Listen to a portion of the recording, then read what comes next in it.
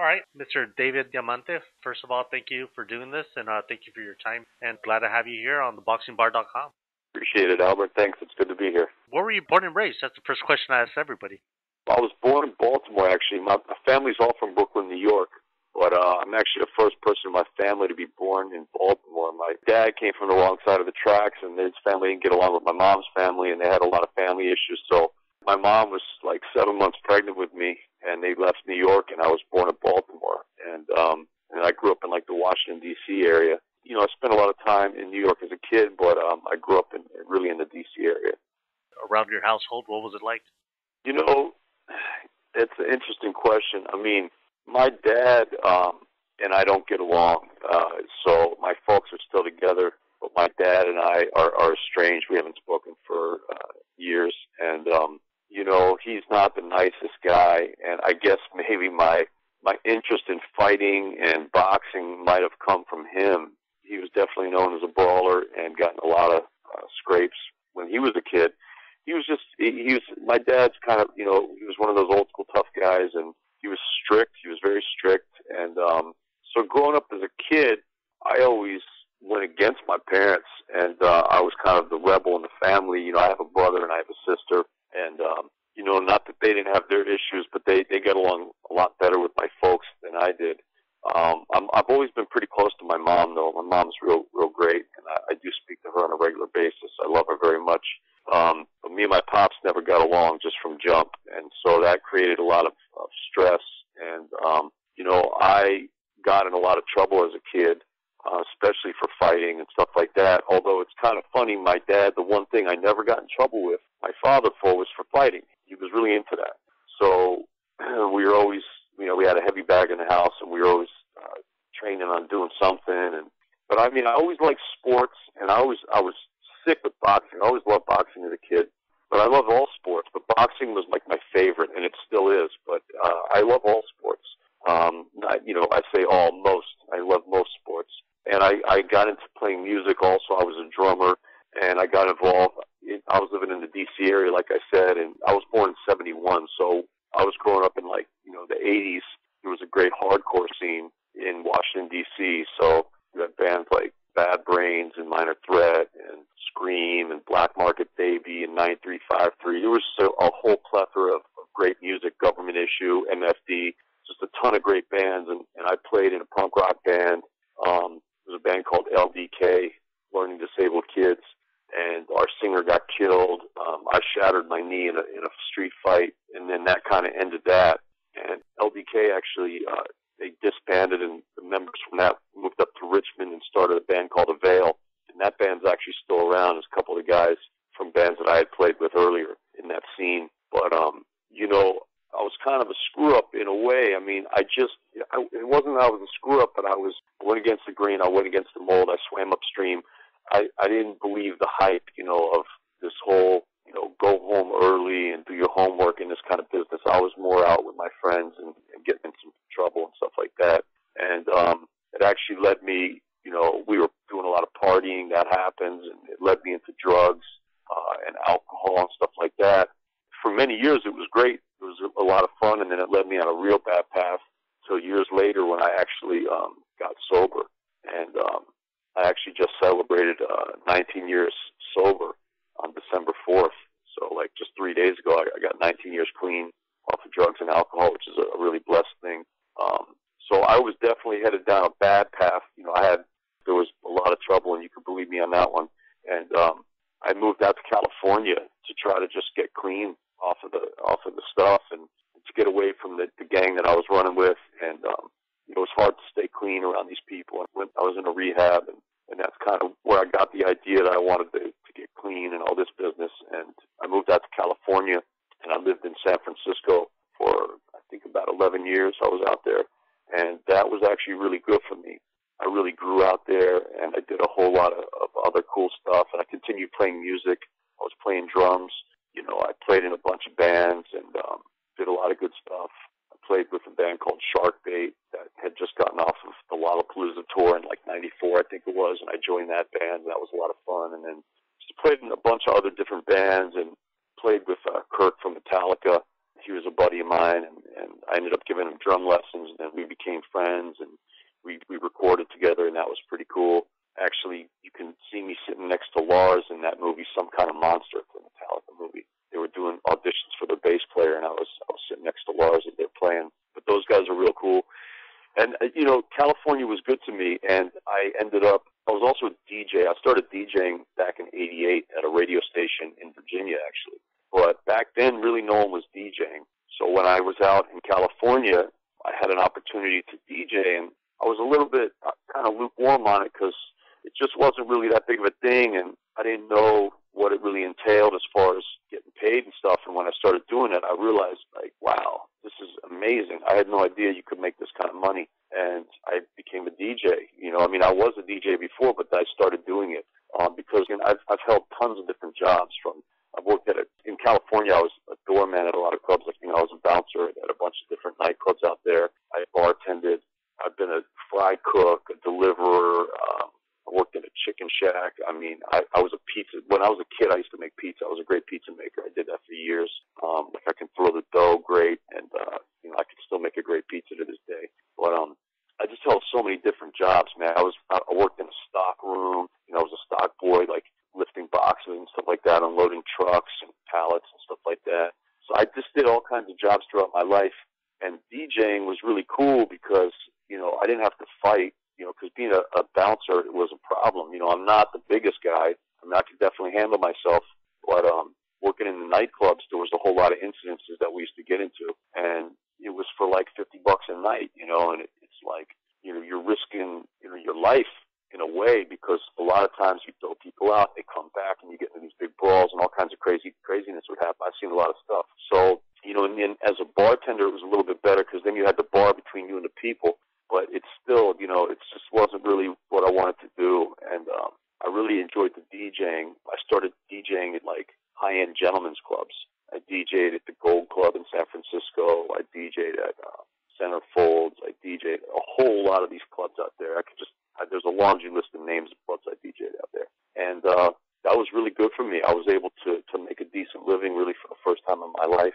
And from there, one of my dreams was to travel. At this point I was clean, and I was thinking with a clean head, and that was good. And I started boxing also. I was out at King's Gym in East Oakland training out there with a guy named Buddha, who, God rest his soul, he's passed away since, but really good guy. And it's a great gym. It's still out there. So I was training boxing out there, and I actually started training in San Francisco at another gym called Grinelli's, which since closed, but so that was cool. But anyway, back to the story, I really wanted to travel, so I finally had made a little bit of money, and I hit the road. First place I went to Europe, and I traveled all through Europe. I did England, Holland, France, Spain, Portugal, Italy, Greece, Austria, Switzerland, Hungary, Czech Republic, Germany, Belgium, Luxembourg. Did a bunch of places in Europe. Then I went down into Morocco. Then I went up into Turkey. Then I went down into the Middle East. I went to Egypt. And then I went to Jordan. I went to Israel. I flew over to India. Traveled up into Nepal, Tibet. I went back to India. I went over to Thailand. I went to China. I kind of just went crazy, man. I just traveled, when I say I went crazy, I just went crazy with the travel. I didn't go crazy, but I went crazy with the travel. And I got back to San Francisco, and my mind was blown, because I'd seen a lot of stuff.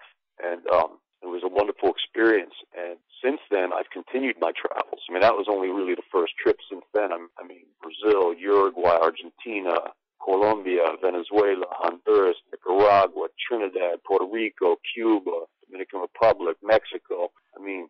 I love to travel. You know what I'm saying? So I'm a world traveler. It's something that's very, very dear to my heart. And I love all kinds of cultures. I love the food. I love the music. There's just different cultures. Just traveling turns me on, man. I love it. I just love it. I can't get enough of it. Meeting new people, different experiences. It's a great thing. How many siblings was there in your household at that time, and did you get along with them? That's a funny question, man. Well, there's three of us.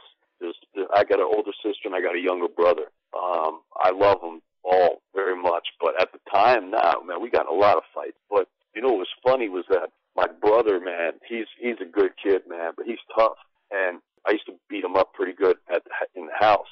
And my brother we used to go around, and he used to get a lot of fights in the neighborhood, and I was almost like his trainer back then. And we'd come to New York also to visit my cousins, and we'd always get in scrapes. And my brother, we would always get in these fights. And, you know, as much as we fought with ourselves in the house, we always backed each other up outside. And that was a great thing. And we're pretty close today. You know, I still talk to him, you know, not every day, but I talk to him once in a while. He's a really good guy, and I got a lot of respect for him. For some reason, I knew you were going to be the middle child. I'm the middle child. My girlfriend's the middle child in her family. Well, we both clash a lot with both our families, with our parents or whatnot. Right. For some reason, I kind of figured. That's why I think I asked the question is, you know, wanting to know if you were the middle child yourself, being the rebellious one, being the Peter Brady or the Jan Brady, knowing that usually the middle child is a rebellious one. Yeah, I hear you, man. I don't know how much Brady I have in me, but I'll tell you this. I mean, you know, when I used to fight with my older sister, I was the young one, so I was being immature. I should know. I was the one causing the problem. When I fought with my brother, I was the older one, so they said I should know better. So I always got blamed for everything. And I just finally, I was like, I didn't even care. You know, I was like, screw it. I don't care. Just blame me. And I didn't try to hide stuff. I was out there, and I was doing a lot of stuff that I don't want to talk about. But, you know, I broke my mom's heart very early. You know, my poor mother. She raised me better than the things I did, believe me. My mom's a good woman, and she instilled good morals and good values in me. But at the time, you know, I didn't have the perspective. You know what I mean? I was very young. I was also very angry because when there's violence in your house at a young age, you know, the streets weren't safe because there was a lot of stuff happening out there. And then at the house, it wasn't safe either. So it's hard when you're young. So I was angry. So I was lashing out in different ways. You know what I'm saying? And it wasn't all bad, and I don't want to make it seem like that either. There was good times, too, and we used to see my family for the holidays, and it was a beautiful thing. And I have a really deep family history, especially on my mom's side, and my dad's side, too, but not really with my dad. My dad's, like, I get along with everyone on my dad's side except my dad. Like, his brother, my uncle, and his cousins, and all, man, these are great people. My grandparents were great. You know, they're not alive now, but they were great. And my mother's parents were wonderful, too. My grandfather, he was an amazing man. And my grandmother, I got one grandparent. She's still alive. She's 92 years old. And, you know, they were wonderful. And so those experiences, I mean, I cherish them. I really do. And so I feel like I do have a very deep sense of family and values from that. It's just my immediate household, there was a lot of strife, and it was very, very difficult, you know. And as soon as I could get out of there, man, I was out. And I left the house pretty early. I couldn't put up with that stuff. Your father, like you said, it was a complex, complicated situation with him. How much of you becoming rebellious, you getting addicted to whether it be drugs or alcohol, how much of that had to do with your inner pains because of your household, because of your father? Did that play a part in your rebellious? Well, it definitely played a part. I mean, the thing is, and I'm a big proponent of this, you know, at some point, you know, you have to own your own shit. And I don't blame my father at this point for anything. I believe that he's a good man. He's got a good heart. My dad's an amazing guy in a lot of ways. We just are like oil and water. We don't like each other, and we never have. And I know when I don't like someone, I know how I am, and he's the same way. And when I was a kid, of course, I couldn't defend myself in a great way because I was young. And like I was also talking about perspective, when I was young, I didn't really understand what was going on because it was just happening, you know, and I didn't have these life experiences to look back on and to put things in perspective. So it was like a love-hate relationship between you two? There was a lot of hate going on, man. There was just a lot of negative stuff that went down. You know, just Did he? He's just a very aggressive guy. I love you, or you tell him the same thing? Nah. I mean, these are kind of strange questions because it's going way back. But I mean, it wasn't like that at all. My dad's not really like a cuddly type of guy like that. He's just very aggressive, and he was like that with not just me. He was like that with people in the street. You know, he's very alpha male. He's a good guy though. Like, there's a lot of great qualities about my father. My father's a very stand-up guy. My father will die for what he believes in. You know, he was in the Air Force. He was a good guy. Just me and him, we didn't get along. So did it play a part? I'm sure it did, but I don't blame him for anything. And if anything, I would thank him because my life is so blessed right now, Albert. I'm very blessed, you know, and I realize that. And I have spirituality in my life today, and it's a wonderful thing. And I can only thank him for the experiences, even though I don't talk to him. if he ever listened to this, I don't blame him for anything. I mean, I think that he probably did the best that he could do. You know, I know that when he was a child, my grandfather was at war. My grandfather was overseas fighting, and my father was like 3 years old the first time he met his father, and they didn't connect that well. And my grandfather used to beat on him, you know, because that's just the kind of guy he was. He was a real old school dude. So my dad was just old school.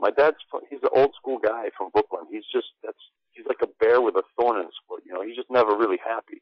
You know, it's not that he's a bad dude, but he just doesn't know any better. So I don't hold it against him. At the time, though, of course, I super held it against him when I was young. But nowadays, I don't. I pray for him, and I wish him the best. But he's not my type of guy. I don't want to kick it with him. But God bless him. You know, I hope everything works out well for him. And when I was young, I used to live my life very negatively, and now I live very positively. I live completely opposite than the way I used to. You know, and it's a beautiful thing, man. And the blessings that come out of it, you know, they're amazing. I mean, my life is wonderful. I wouldn't trade it for anybody's. I'm a very blessed guy. It's very true. I mean, I think the most successful people are even probably the most miserable people. I think they're the ones that suffer the most for whatever reason. I mean, you would think they'd have everything in the world because they have all the money in the world, but sometimes that greed is evil and bad, and it shows in so many circumstances and so many situations in public or what we see on TV. You know, you figure all these celebrities will be happy with all the money in the world, but you know, they probably go through the most tragedies, if anything. Right there, we're talking about money. I mean, people think that money's going to solve problems, and you know, the whole thing is, it's a shame that people would even think this, because I mean, look, we all need money, but you know, that's how the world works. But it's not about the money, and I've never been about the money ever, and that's why I do the things that I do in my life. Like as a DJ, I love music. As a drummer, I love music. As a fight announcer, I mean, that's like the best job in the world. And I didn't start out doing it for money. I mean, I started out doing it because I loved it. And I loved the fights, and I wasn't going to be a pro fighter or anything. So I wanted to be involved with boxing. And I always loved the pageantry and the excitement of the ring announcers. You know, I loved Ed Darian. I loved, you know, Mark Bureau, I thought was great. I mean, I loved those guys. I thought that they brought something to the game. And when I would watch the boxing, I thought it was exciting. And I thought, well, what a great job. I mean, that's something I would love to do. And over my experience in show business with the music and DJing and emceeing, I realized that I could do it, and I started doing it. But I didn't do it for the money. And now, sure, I make a living doing it, but it's just a side thing almost that the money comes from it. I mean, another thing is that I own a cigar lounge here in Brooklyn. And it's the most famous cigar lounge in Brooklyn. And I love cigars. I've been smoking cigars for a number of years. I really enjoy them. And when I was living here in New York, I used to DJ at Scores. It's a famous gentleman's club called Scores. And I was DJing there. Scores got shut down. You know, I was like, all right, what am I going to do? You know, I could go travel, which was something that, you know, I always loved to do, as we talked about. But I used to go to Dominican Republic a lot for the cigars. And so I went down there and dealt with a guy in the business that I knew and created my own blend of cigars. And I came back to New York and I opened up a cigar lounge. And I did it because I love it. And, you know, I'm speaking to you from there right now. And it's, what time is it? It's about 3 in the morning here. And I'm wide awake working. That's what we do in New York. We grind, you know what I mean? We work. And, but it's something I love. So it's almost like I don't work a day in my life because, you know, I mean, there's a lot of stuff that happens with running a business that people don't see, you know, the behind the scenes stuff. But to you, it's not work; it's what you love. It's what I love, and I mean, when I do the fights, there's a whole lot of prep that goes into doing the fights that a lot of people don't see, and they just see you on TV doing your thing. But there's a whole lot of stuff that happens at a fight card live, and you need to be prepped for certain things, and you got to take it very, very seriously.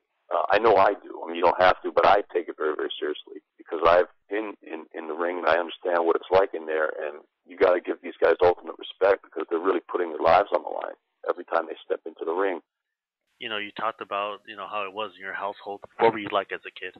No, they're definitely not shy. Definitely not quiet. I mean, I have moments when I am shy. I have moments when I am quiet. But, I mean, I'm trying to think what was I like as a kid. Oh, it was a long time ago, man. I mean, you know, I have friends, and we just used to kick it, man. We used to run around and just have a lot of fun, you know. But, no, I wasn't shy. I was more outgoing. I was never really, I don't operate on fear. I didn't I was always out there experimenting with different stuff and different sports and doing crazy stuff and, whatever. But yeah, so that's how I was. What were you like as a student in school? Well, I didn't apply myself, unfortunately. But I actually, I always seemed to be pretty good in school because I just kind of understood things. I feel like I had some natural smarts. I was gifted with that. And I think that took me through a lot of stuff. But some of that stuff I just thought, this is not for me. I mean, I've never been a school guy. School just doesn't do it for me, But I'm an advocate for school. I think people should go to school. I don't think school could hurt you. But I also think that life is the best school. And, I meet a lot of people that have been to school for years and years and years, and they don't know anything about what they're talking about. So there's a lot of that happening. So school is not the only, it's not the end-all, be-all. But if there's kids listening out there, school will never hurt you. And it's if you can stay in school, you should do that. I do a lot of volunteer work nowadays, and I speak at schools, and I'm an advocate for schools. But I was never a great student, and I had a short attention span. I just wasn't. I don't know. It just wasn't really what I was into. Were you popular in school with friends or with people, or did you have a lot of girlfriends and stuff like that? These are crazy questions, man. It's funny. No, well, I mean, in school, I hated a lot of kids because I was a punk rocker. So I always I got this from my dad. I always say what I believe. So whether it's popular or not, I really don't care. And there was a lot of kids that I just didn't like. So I had my group, but there was a bunch of kids I hated.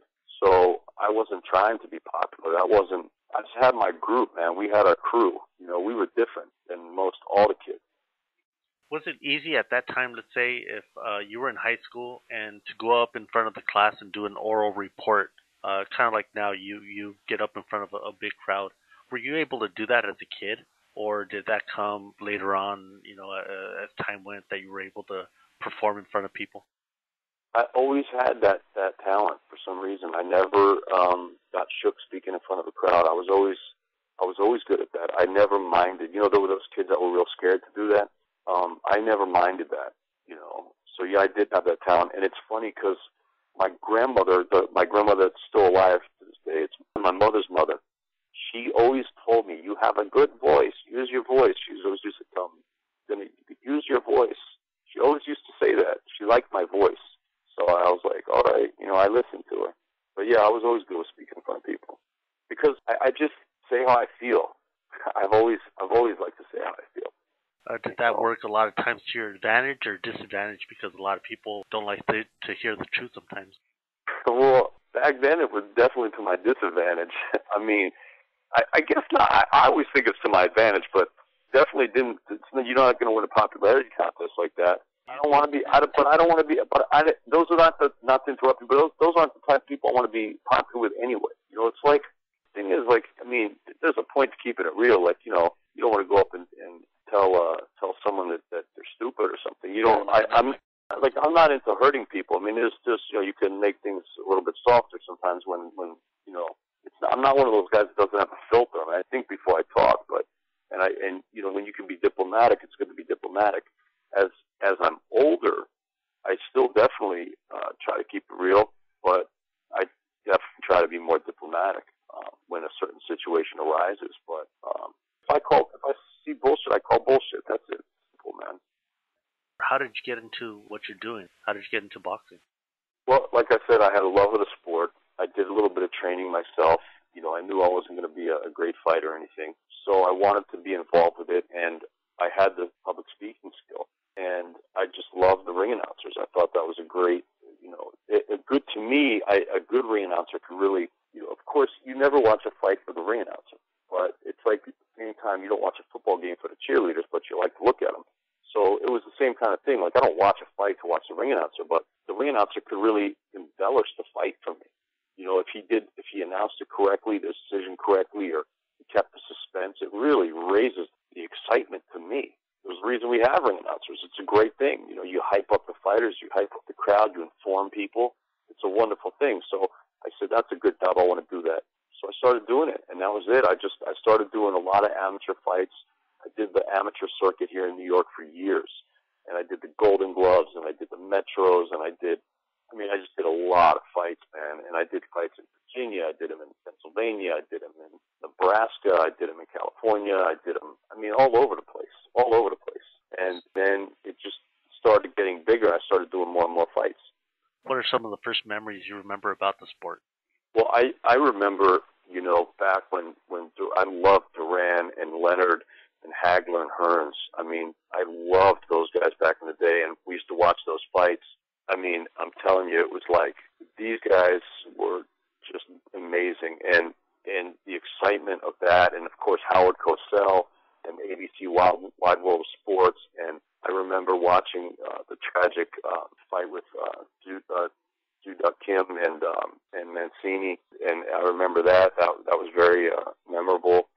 So stuff like that, yeah, it's maybe some of the first memories, back then.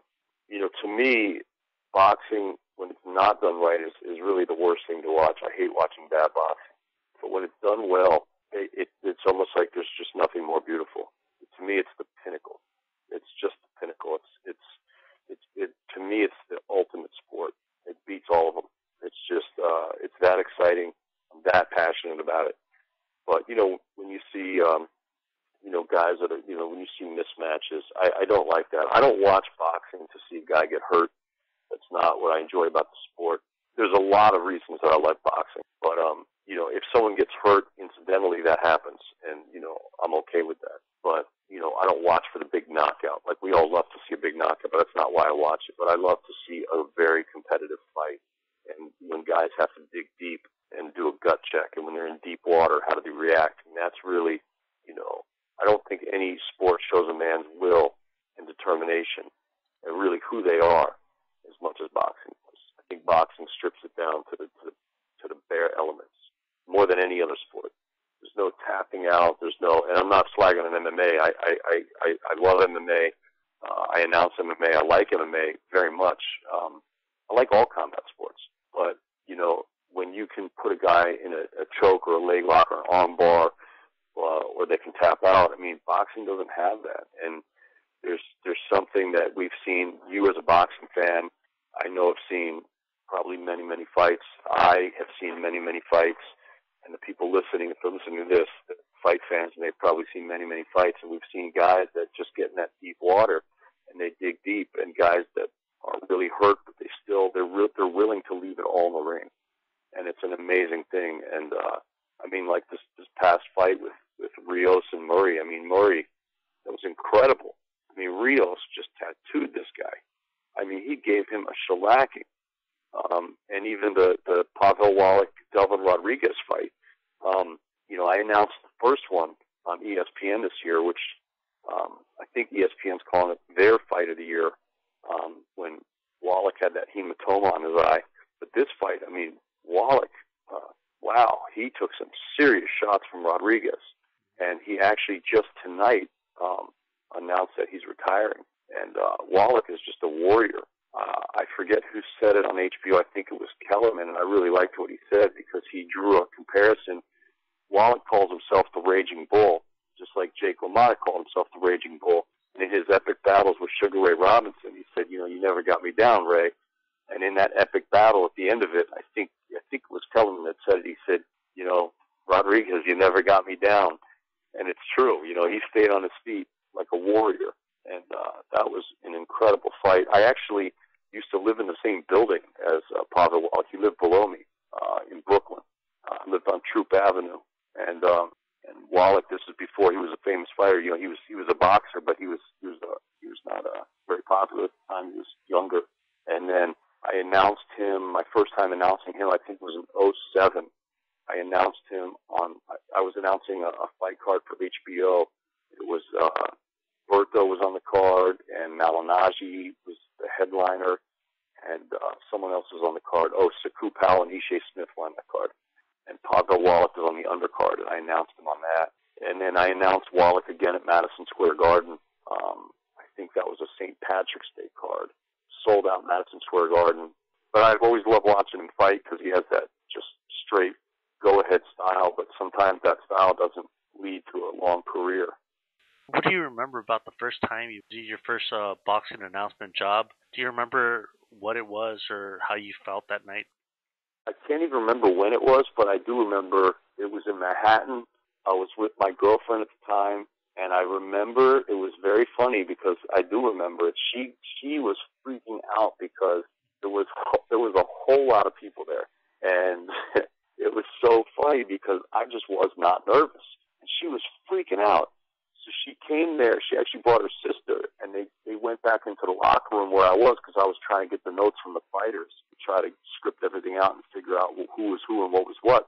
She goes, "Oh my God, have you looked out there?" And I said, "Yeah." "Why?" And she's like, "There's so many people." And I was like, "That's good." I was like, "That's a good thing. You want people there." She was freaking out, but I wasn't. I went up there and I did my thing. I was probably horrible, though. I mean, I don't have a video of it. I don't even remember when it was. It was close to 10 years ago. But it was fun. I loved it. I loved it. Why or why not weren't you? No, I just was really excited, man. I don't mind to speak in front of people. I just don't mind. I mean, to me, it's like Muhammad Ali said, a fight is won far away from the bright lights. I mean, it's all about prep work, man. If you do your road work and you do your sparring and you do what you need to do outside of the ring, by the time you get to the fight, that's the easiest part is having the actual fight, because your training has been your camp has been so rigorous. I mean, you're starving yourself to make weight, and your trainer is just whooping your ass every day. And I've had several trainers I know, they whoop your ass. It's like by the time you get in the ring, man, you're ready for that fight. That's not even anything. It's the problem is when you're not prepared. Then you're going to have a long night, but you didn't do the right thing. And it's the same with announcing. It's the same with really anything in life. There's many parallels with boxing and with life.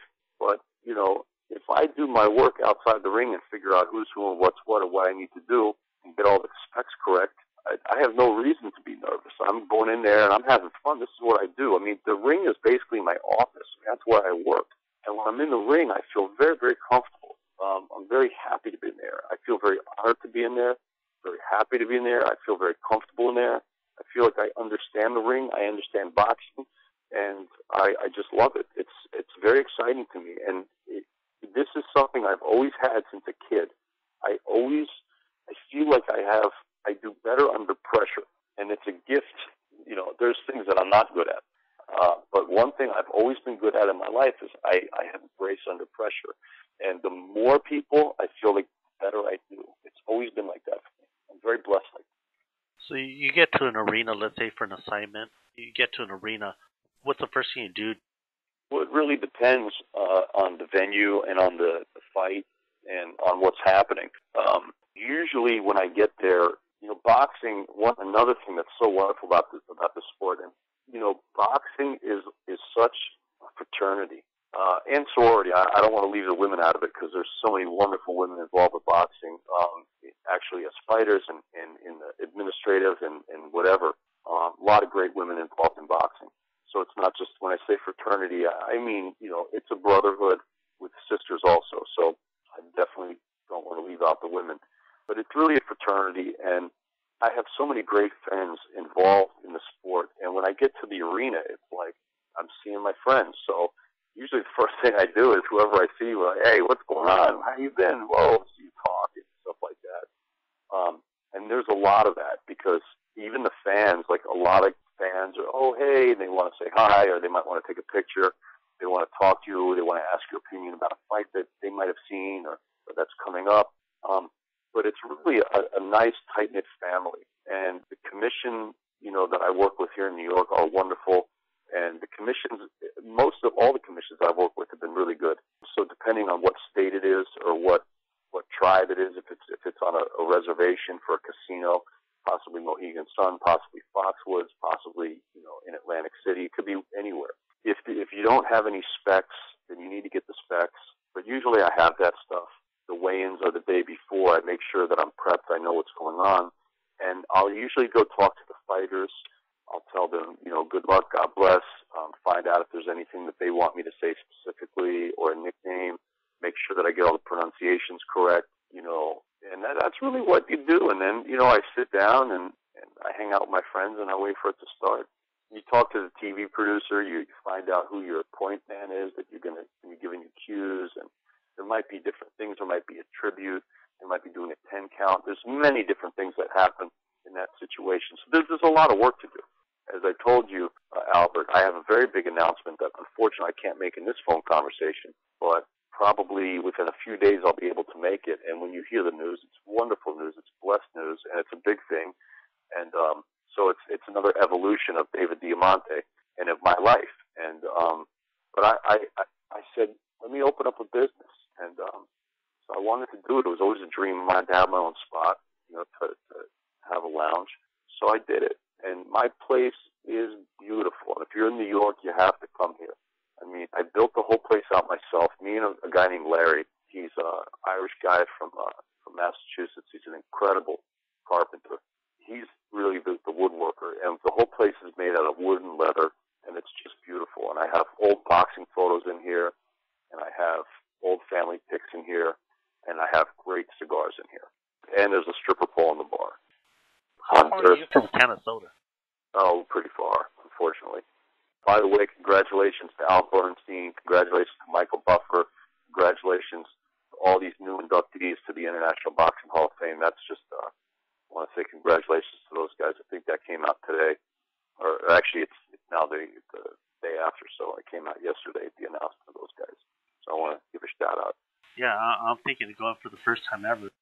Man, you'll love it, man. I mean, well, I can't say you'll love it. I don't know you, but I think you'll love it. You seem like the type of guy, you're open-minded. I think you would, but I'll tell you this. Canastota to Diamante's Brooklyn Cigar Lounge is a lot closer than Oxnard to Diamante's Brooklyn Cigar Lounge. So if you're out here, try to make it down, man. And, we'll put you up down here and you'll have a great time. David, was really weird from whether it be how you look, how you are, that's even a good thing. It's awesome that you're so different in a lot of ways, and you're getting the new generation instead of the traditional type ring announcer. It's like you're kind of introducing everybody to a totally different new era, which is a good thing because that's what everybody's looking for now. Well, I appreciate that, man. Thank you very much, and I take that as a compliment. And I think that in a way I do kind of represent the new generation and the younger generation. It's a shame to me if people say boxing's dead, and I'll tell you, man, there couldn't be anything farther from the truth. Boxing is very far from dead, and boxing's not going to die. And it's one of those things, like, people just need to understand it. And there's so much excitement in it. I mean, just this fight the other day, the Cotto Margarito affair at Madison Square Garden, the rematch, I ran into Lupe at the Garden there, and we talked briefly. And I saw Michael Buffer, who is also Michael's a friend of mine. But just at the weigh-in, the day before at the weigh-in, there were thousands of people trying to get in. I mean, I think they let in maybe like 2,000 people or something into the actual theater at Madison Square Garden just to see the weigh-in. There were tons of people out on the street just trying to get in to see the weigh-in. I mean, from what I hear, they had an open workout for Khan and Peterson in D.C., and it was like a frenzy out there. Boxing is very far from dead, man. There's a lot of people that love boxing, and this is an amazing sport. It's just that we do need some new blood and some new exciting figures in boxing. Hopefully I'm one of them. I know I'm a huge champion of the sport. I mean, I talk about it all the time. Everyone that knows me knows I'm very involved with it. My bar, we have Classic Fight Night here, where we show all kinds of classic fights from Carlos Monzon to Sugar Ray Robinson we show everything. We show all kinds of old fights, We show Julio Cesar Chavez fights. We show whatever. Whatever fights we show them, It's just, people need to understand it's not just for the old guys. We can get the young people into it. And everyone talks about MMA, and I love, like I said, I love MMA. I have a ton of respect for those guys. Are you kidding me? There ain't no pussies in that sport, okay? You got to be tough as nails to fight MMA. But it's not boxing. It's a different sport. It's like, but I don't see why they're mutually exclusive. To me, why you can't love one and not love the other. I could see how you might like one more than the other, but it's almost like rugby and football. I love American football. I love it, but I also love rugby. And like when I was in England, I went to Twickenham and I watched these guys play rugby. And like, you got to have a ton of respect for these guys playing rugby. Tough as nails. Great sport. I mean, great sport. And they look very similar. And people are like, oh, well, football's better. Oh, rugby's better. But they're boxing and MMA, they're both great sports. They're different. I love good competition, and when I see a good competitive fight, I love it. I mean, I love it. I don't care if it's Muay Thai. I don't care if it's wrestling, Taekwondo. I don't care if it's MMA, if it's boxing. It's to me, it's all, they're wonderful crafts. And if you practice martial arts or boxing or any of that stuff, you'll understand, you respect it, you know. And I got a lot of respect for all these guys. But to be honest with you, as far as world sports, you really have soccer and you have boxing. People really rally behind boxing like no other sport. So to me, boxing is alive and well. It just, sometimes boxing doesn't do itself any favors, you know. David Diamante, is that Latino? It's actually Diamante. My family is from Alsace, France. They're from Strasbourg. So it's the same in all the Latin languages. Diamante, Diamante, Spanish, Italian, French. But my family's French. But I do speak Spanish. I did a lot of travel in Latin America, Latin American countries.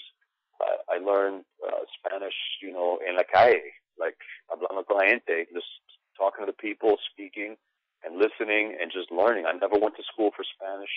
I took French in school. When I was in school, like, you know, you had to take a language. I took French. So Spanish was very hard for me at first. Very, very hard for me. But now it makes perfect sense. I actually speak better Spanish than I speak French now. And I love speaking Spanish. And I have a chance to speak Spanish a lot because there's so many Latino people here in New York, whether it's Puerto Ricans or Dominicans or Colombians, Mexicans. There's a ton of different nationalities here. Hondurans, people from El Salvador, all over. But speaking Spanish has changed my life incredibly. I can't tell you how much it's changed my life, especially the business stuff that I do down in República Dominicana, like down in, you know, Dominican Republic. Like, it's amazing. You know, I've spent a lot of time down there. I have a lot of friends down there. I know a lot of people down there, and people respect it so much when you at least show respect that you're trying to speak their language. Of course, I'm always trying to get better at it, but I mean, I had the honor to announce a fight for Golden Boy and the WBC down in Mexico City. It was actually in Texcoco, which is it's outside of Mexico City. It was at La Feria de Rayo. So that was really cool. That was televised internationally. I think it was on Televisa. So that got watched by millions of people. Where do you want this type of career to take you? Would you ever get into like wanting to have your own show, whether it be about boxing or whatever, or get into movies? What other type of venues or avenues would you want announcing to take you? You know, it's a great question, and part of the answer is the thing I can't tell you because they haven't fully released the press. The press hasn't come out yet. The PR team has not dropped. I have a very big announcement that's coming out, and it's an announcing thing that I'm going to be doing. That's just very, very exciting. So that's happening. And as I said earlier, like, I'm all about personal evolution, but I'm also not about future tripping. I'm not motivated by money. I'm not motivated by being famous. I really don't care about that. Like, I'm motivated by, like, being rich in my heart and by having fun and doing what I love. So, like, if an opportunity arises and it sounds good, or if there's something that I'm interested in doing, I'm going to do it. I'm definitely not afraid. I think something in my life, the way I've lived my life, like, I've faced death several times in my life, in my youth, in certain situations that, you know, I don't necessarily want to talk about, but I was in certain situations where I was for sure that was it. It was a wrap. And we all have fears, and that's natural, you know. They say if you don't have any fear, that means you're crazy. So it's not about not having fear. Most everyone has fear, but it's about how you deal with that. So I'm really into facing my fears. So I don't really have fears, because when I get those fears, like, oh, should I do this or what's going to happen? I like to face it. I like to go hit it head on. I'm not scared about that. You know what I'm saying? I'm not scared of that. Just like I'm not scared to die. You know, I'm not afraid to die. I'm not trying to die. I want to live a long life, you know, God willing, but when it happens, it happens. I'm good. I'm good. So it's like, I'm just excited for the next thing to come, whatever it may be. So who knows? I mean, hopefully, yeah, would I love my own show? I mean, if that happened, if the situation was right, then yes. If it was something that I didn't like, no, I wouldn't want to do it, you know. Like I said also earlier, you know, I don't want to suck corporate cock. Like, I do work for very big networks and work for very big promoters, but I get to do it on my terms. I mean, I still have the same look that I've had. I haven't cut my hair since 1988. I do me. This is me. I'm not trying to be anything I'm not. I'm just trying to be me. And these people want to bend me to make me something I'm not. I don't want to do it. But if it's something that I could stay true to who I am and look at myself in the mirror and still like what I see, then yeah, then that's something I could do. Like I said, I'm not motivated by any of this stuff. I just like to do what I'm passionate about. And I really hope that that shows to the viewer. I'm very passionate about announcing fights. I'm very passionate about boxing. I absolutely love it. I watch boxing more than anyone I know. I'm constantly watching on TV. I'm reading the blogs. I'm on Twitter. I'm on YouTube. I'm watching fights. I'm into it. I know the fighters. I go to the gyms. I'm into it. I'm really into it. You know what I'm saying? You're a real student. Yeah, I just love it. I love the sport. It's very exciting to me. So if something was supposed to come from that, then that's great, and I'd be happy to walk through that door. I think that's another thing in life that's very important. When those opportunities arise, you need to walk through those doors, and you never know what one opportunity could lead to. So, some people say, "Oh, I don't want to do that job. There's not a lot of money in it." Well, but you don't know what that could lead to. So sometimes you have to you got to put the ball in play and see where it goes. You want to be different than everybody else. How, in your opinion, do you think all the other ring announcers? How do you think they feel about you trying to be different? How do you think they look at you or see you? Well, first of all, for the record, I'm definitely not trying to be different. I'm just being me. Like, I don't try to be different for the sake of being different. I'm just different because I just am who I am. So, because there's a difference. Like, some of those guys try to be different. They're just corny for no reason. That's not me. I don't want to be like that. I'm not trying to just shock people and be different. Like, I'm just myself. Yeah, you're being honest with yourself. Yeah, that's what I like. But to be honest, I would hate to be them because I think I'm the best out there. I do. It's not that I think I'm the best. I'm so passionate, and I believe in myself, and I believe in my skill, and I believe in my voice, and I believe in my passion, and I also believe I'm the most interesting character out there involved with this. I don't know everyone else's backgrounds, but I know very few people like myself. And we've been talking now for probably close to 2 hours. It's an hour and 42 minutes now we've been talking, and we haven't even scratched the surface. There's tons of stories I could tell you that will blow your mind that I don't know if I want them to be on air. You know what I'm saying? And at some point, maybe it'll be in my book. I'm just letting you know, man. There's a lot of cool things that's gone down. Some bad, some good, but crazy stories, man. Amazing times. And I don't think any of these cats out there, whether it's ring announcers or not, that it's just I'm a different type of a dude, man. I've led a different type of a life. The one thing I love about boxing, man, and this is one thing I learned real early. I can smell bullshit a mile away. Okay, when it smells like shit, I don't want to go near it because I don't like it. But I'm going to tell you this: boxing fans don't like bullshit, and that's why fight fans don't like bullshit. That's why guys like Joe Rogan and Jim Lampley are great, because to me, they will call a fight how they see it. They don't try to make something stupendous if it's not stupendous. Just call it how you see it. And boxing fans like things to be kept real. And above all other, boxing fans can smell bullshit. They really can. And when you try to bamboozle them, they know it. And it's just such a funny thing. They'll hit you up on it. Well, yeah. You can't bullshit the people, man. And so the thing is, to me, it's like you can try to pump yourself up by saying you're the best or you're this, that. But the people are the ones that decide that. I think all those guys are great. I think they do a great job. Both Joe and both Lupe, I think, are wonderful.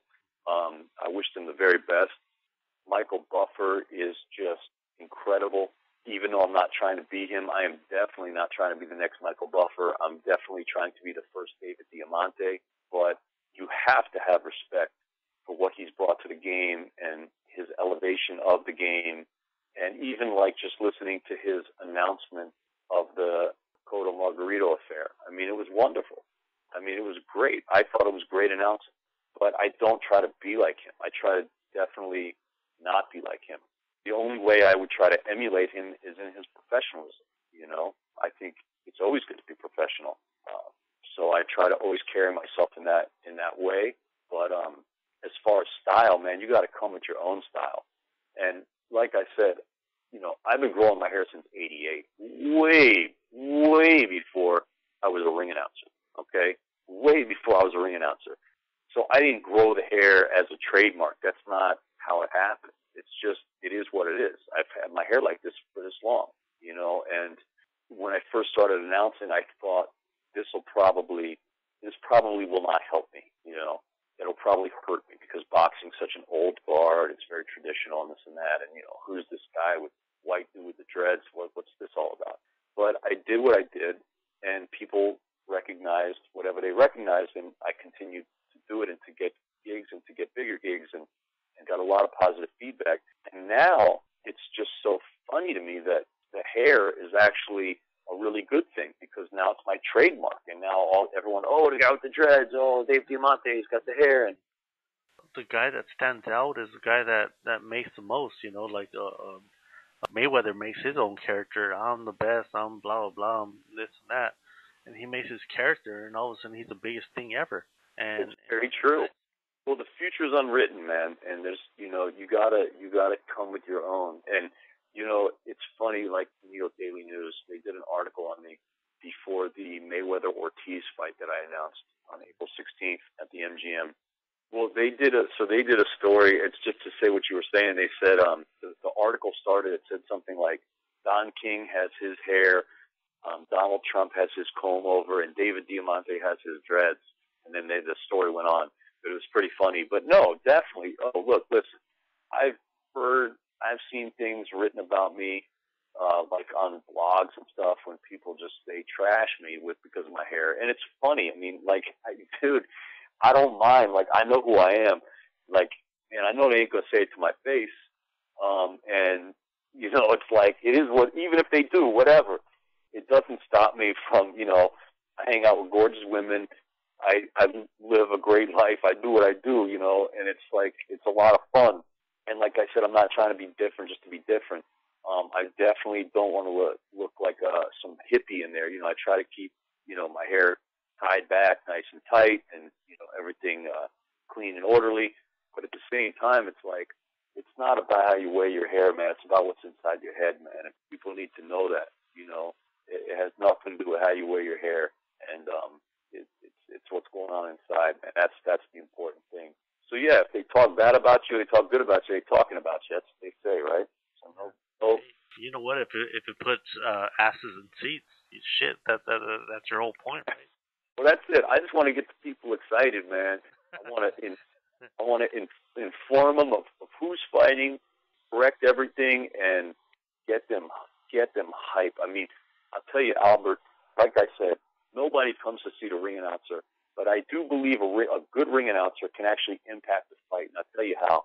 You ever been in a fight and it's the last round, and you could tell these guys have given their all. It's been an all-out war, and they're beat. They're running on fumes at this point.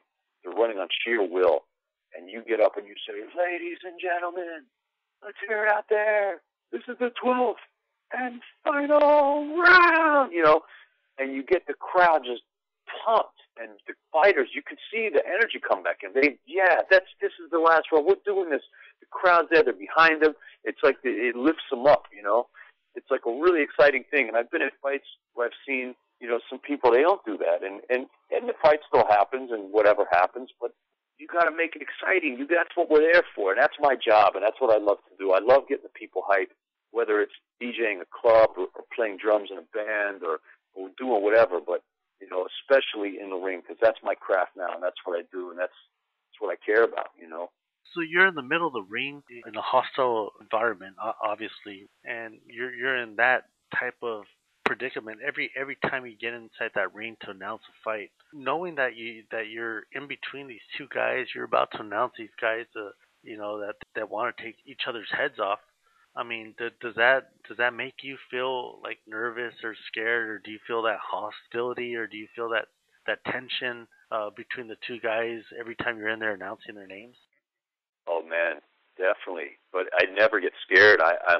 It's probably one of the best parts of that job is to be right there at the stare down behind the ref with the mic, and I always I'm like a sponge. I try to soak in that scene and try to make a mental picture of what's going on and try to look into those guys' eyes and see what I see in that.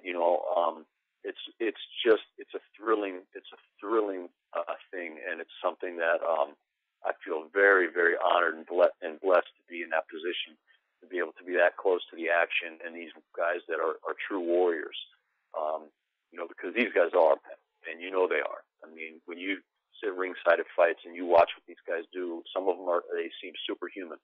I mean, a lot of the punches that these guys take would take out 90% of people, walking down the street every day. But no, I never get scared. I don't have physical fear like that. I mean, I can handle myself very well. I've traveled through, the slums of Colombia, and I got locked up in Egypt, and I've been in some hairy situations around the world, way scarier than being in the middle of a ring. That's probably the safest place to be.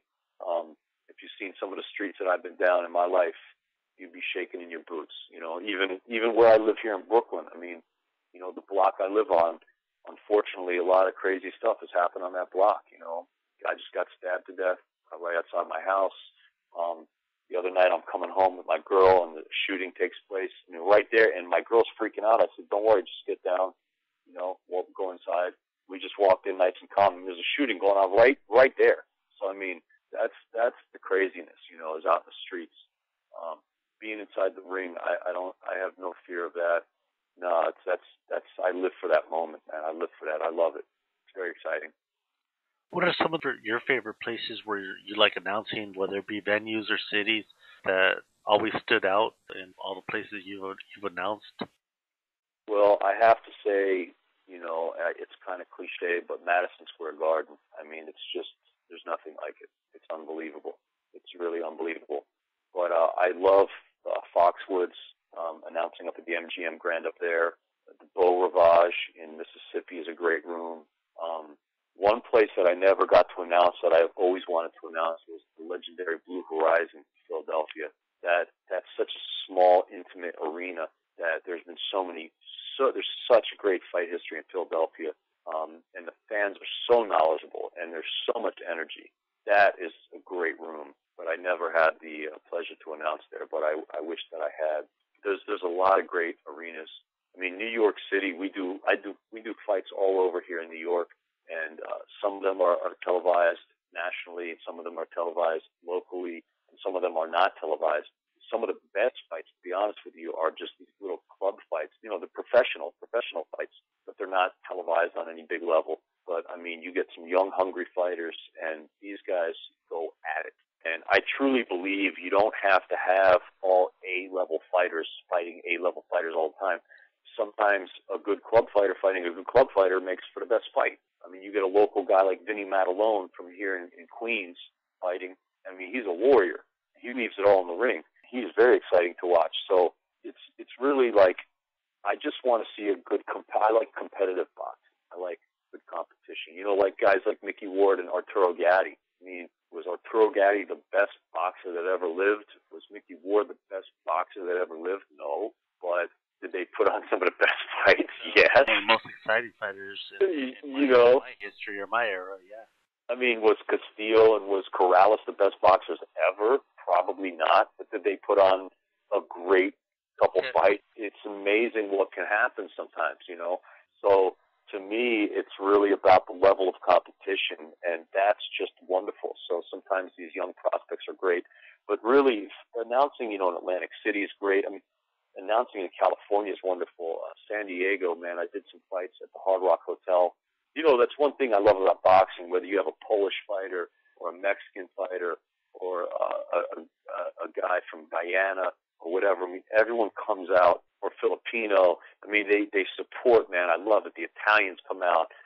When Dimitri Salita fights here in Brooklyn, and I've announced him several times, and when he fights, man, all the Orthodox Jews come out, and that's great, man. I mean, I've announced him a couple of times in Brighton Beach here in Brooklyn, and man, the crowd goes crazy. They love it.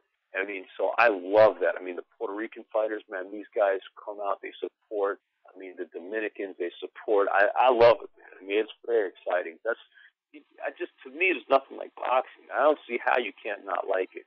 I don't see how you can't not like it. I don't see how you can't not love it. And David, thank you very much for all your time. And I appreciate all your time that you've spent here answering all these questions. And thank you for being very honest with all these. Yo, man, no problem. I appreciate it. And I appreciate you're a boxing fan. And big shout out to your website. And the fights are from the four corners of the world to the four corners of this ring. Amen to that.